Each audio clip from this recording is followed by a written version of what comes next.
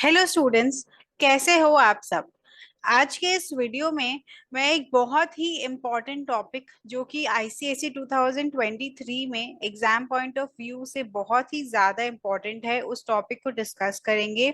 Plus हम लोग specimen paper जो आईसीएसई ने लॉन्च किया है वो भी देखेंगे कि उस टॉपिक से रिलेटेड कोई क्वेश्चन है कि नहीं है उसमें। ओके, तो इसी के साथ वीडियो स्टार्ट करते हैं। हेलो हेलो एवरीवन, मैं हूँ सीए गुंजन जाजोटिया और chartered accountant by profession and a teacher bye passion.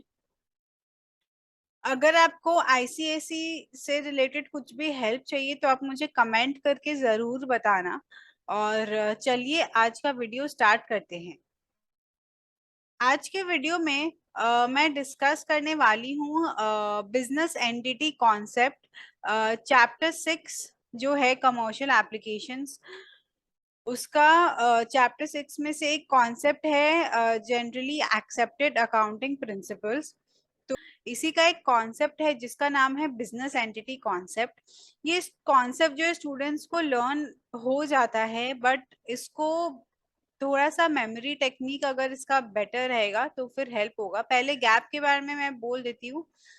ये है जनरली एक्सेप्टेड, जो अकाउंटिंग प्रिंसिपल्स जनरली एक्सेप्ट होते हैं। जैसे कि हमारे सोसाइटी में कुछ नॉर्म्स है, कुछ रूल्स है जो जनरली एक्सेप्टेड होते हैं। फॉर एग्जाम्पल, हमारे सोसाइटी में गर्लफ्रेंड और बॉयफ्रेंड को एक्सेप्ट नहीं किया जाता है, however husband and wife accept किए जाते हैं। बहुत सारे मीम्स और बहुत सारे ऐसे जोक्स होते हैं जहाँ पे कि लड़कियों को बोलते कि स्ट्रेंजर्स से बात मत करो, लेकिन एक स्ट्रेंजर के संग शादी करवा देते हैं। फॉर एग्जांपल अरेंज मैरिज के लिए मैं बता रही हूँ। तो वैसे ही हमारे सोसाइटी के लिए एक सेट ऑफ रूल्स जो कि सब लोग एक्सेप्ट कर चुके हैं, वैसे ही अकाउंट्स में भी एक सेट ऑफ रूल्स है जो जो भी अकाउंट्स का जो भी अकाउंट के बुक्स बनाते हैं या जो भी फाइनेंशियल स्टेटमेंट्स बनाते हैं उन लोग को ये वाले रूल्स को फॉलो करना होता है। तो इसीलिए इसका नाम है generally accepted accounting, generally accepted accounting principles.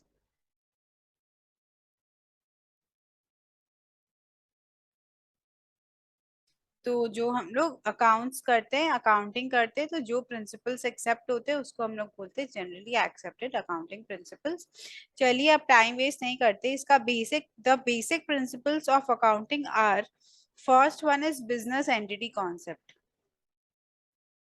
अब इसका एक शॉर्टकट है बच्चों, अगर एक शॉर्ट नोट आ गया एग्जाम में that write a short note on business entity concept, then obviously you can write this as a para, and उसका शॉर्टकट जो मैं बनाई हूँ वो आपका हेल्प करेगा। उससे पहले मैं बता दूं कि आईसीएसई 2005 में पूछा गया था, 2014 में पूछा गया है, 2019 में पूछा गया है फॉर 2.5 मार्क्स ईच।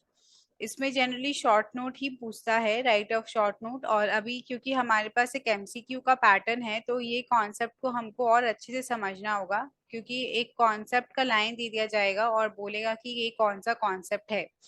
तो अगर ऐसा कुछ हुआ तो हमको इसका अच्छे से जिस्ट पता होना चाहिए या क्या बोल रहा है ये कॉन्सेप्ट। तो मैं सोची कि चलो एक बिजनेस चालू किया जाए। उस बिजनेस में I will sell books to students. तो I am the owner of the business and I want to sell by first of all I will buy the books and then I'll sell the books to the students। तो owner मैं हूँ and ये मेरा business है। अभी देखो बच्चों, owner और बिजनेस जो होता है ये दोनों सेपरेट है। मैं और मेरा बिजनेस एक ही नहीं है। So owner and business are separate and distinct from each other. और इसीलिए हम लोगों को सेपरेट बुक्स ऑफ अकाउंट्स भी मेंटेन करना चाहिए, सेपरेट सेट ऑफ बुक्स।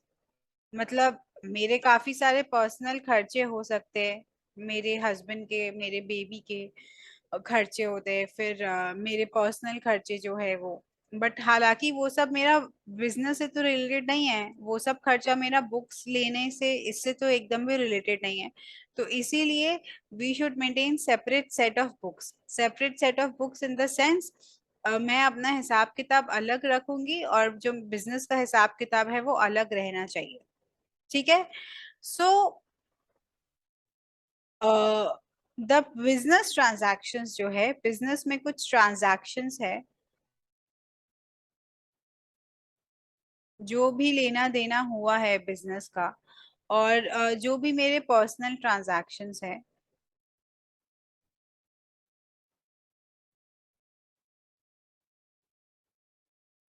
इन दोनों को मैं क्या रखूंगी, इन दोनों को मैं डिस्टिंक्ट रखूंगी। There should be a distinction, there should be a difference between these two, there should be a distinction between these two. दोनों को मिक्सअप नहीं करना है हम लोगों को।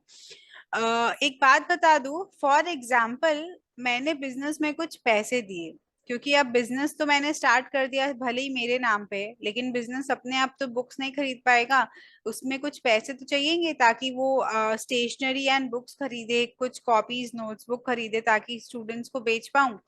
तो उसके लिए मैंने बिजनेस में 1 लाख रुपीज इंट्रोड्यूस किया। तो इसको हम लोग कैपिटल के नाम से, कैपिटल नाम देंगे, क्योंकि बिजनेस जो है, बिजनेस को एक लोन की तरह दिखेगा। अगर बिजनेस के व्यू पॉइंट से अगर हम लोग देखें, तो हम लोगों को दिखेगा कि अरे ये लोन है जो मेरे को गुंजन ने दिया है, और जो लोन मेरे को ये लौटाना है। अगर हम किसी से लोन लेते तो ऑब्वियसली हम लोगों को वो लौटाना होता है, तो वैसे ही बिजनेस को भी ये लगेगा कि अरे ये जो लोन लिया है मैंने, ये बिजनेस बोल रहे हैं अपने आप से, अरे ये जो लोन लिया है मैंने, ये मेरे को गुंजन को लौटाना है।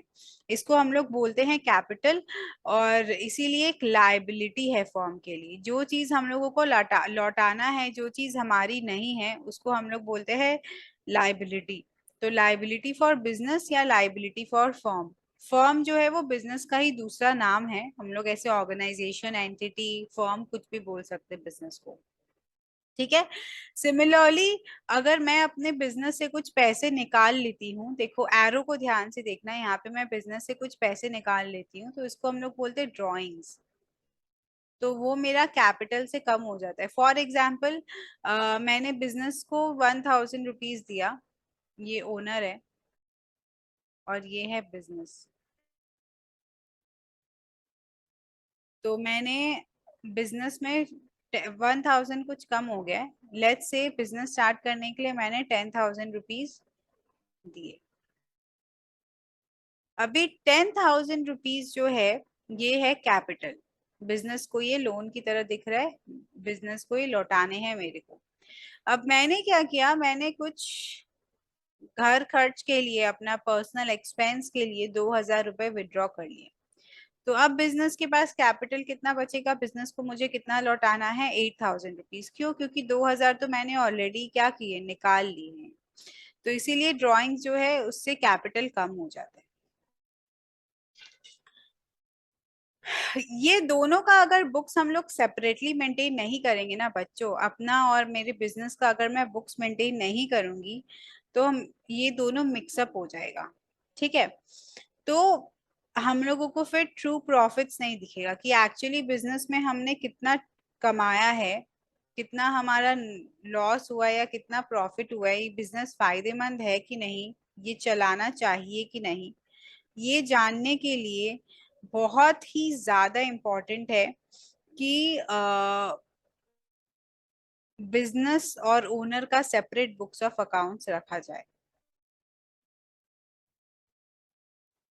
सो to reveal true net profits and financial position of the business, there should be a separate and distinct set of books required. Okay. And इसमें एक चीज है कि ये जो बिजनेस है और ये बिजनेस एंटिटी कॉन्सेप्ट जो है, ये ऑल टाइप्स ऑफ बिजनेस में फॉलो होता है। ऑल टाइप्स ऑफ बिजनेस, अगर आप सोल प्रोप्राइटरशिप का बात करो,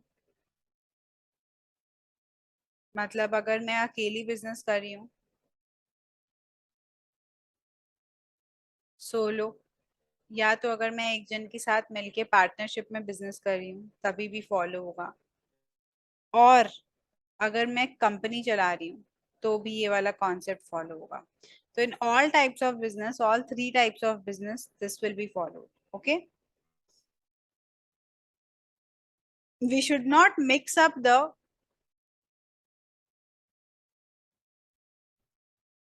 private and the business transactions. So ये all about business entity concept है। ये जैसे मैंने लिखा है आप बिल्कुल इसको वैसे ही लिख सकते हो। यहाँ पे ये पॉइंट नंबर 1 है, मैं इसको ब्लू से हाईलाइट करती हूँ। सेपरेट एंड डिस्टिंक्ट होना चाहिए, separate set of books maintain करना चाहिए। ठीक है, इसमें जो भी कैपिटल और ड्राइंग्स है इसके बारे में हम लोगों को लिखना है, और हम लोगों को इसको मिक्सअप नहीं कर देना है। This is a fourth point and this is the fifth point. ये सिक्स पॉइंट है जहां पे आप लोगों को ट्रू नेट प्रॉफिट और फाइनेंशियल पोजीशन दिखता है। ये आते हैं शॉर्टकट टेक्निक के ऊपर। इसका मेमोरी टेक्निक है सेपरेट सेपरेट सेपरेट सेपरेट, देना लेना। सेपरेट सेपरेट देना लेना, मिक्सअप मत कर देना। मिक्सअप मत करना तीनों को। सो क्या है मेमोरी टेक्निक? सेपरेट सेपरेट देना लेना, मिक्सअप मत करना तीनों को।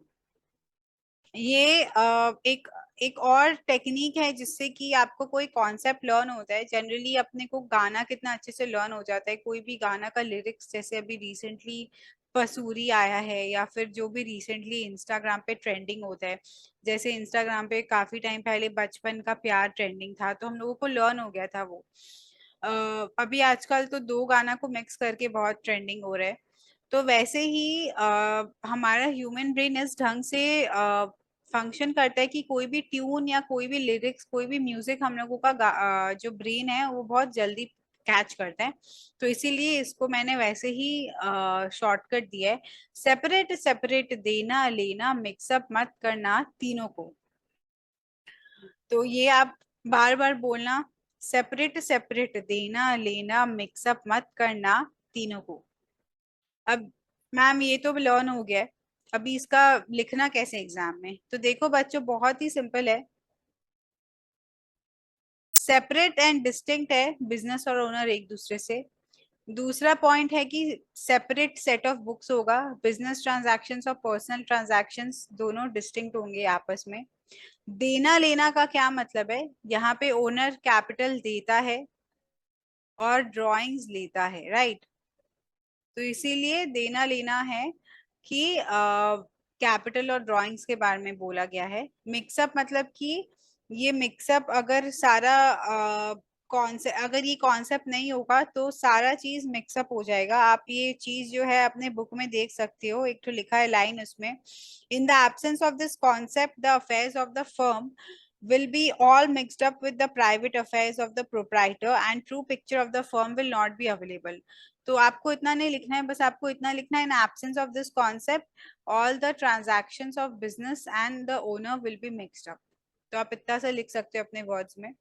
और तीसरा है कि ये ऑल तीनों टाइप ऑफ बिजनेस में एप्लीकेबल है, जहाँ पे सोल प्रोप्राइटरशिप है, पार्टनरशिप है, कंपनी है। तो यही है हमारा मेमोरी टेक्निक, कि सेपरेट एंड डिस्टिंक्ट है business and owner, separate set of books हम लोगों को मेंटेन करने हैं। देना यानी कैपिटल जो है बिजनेस के लिए एक लोन है, और ओनर जो है वो ड्राइंग्स विड्रॉ करता है, तो ड्राइंग्स ले लेता है। मिक्सअप के लिए बोलना है अपने को, absence of this concept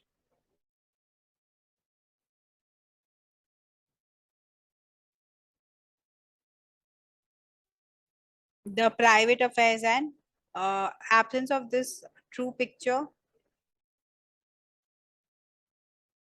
true picture या ट्रू फाइनेंशियल पोजिशन या true net profit will not be revealed या विल नॉट बी नोन। तीनों को, सॉरी ये मिक्सअप मत करने का था, तीनों को के लिए all types of business that is sole proprietorship.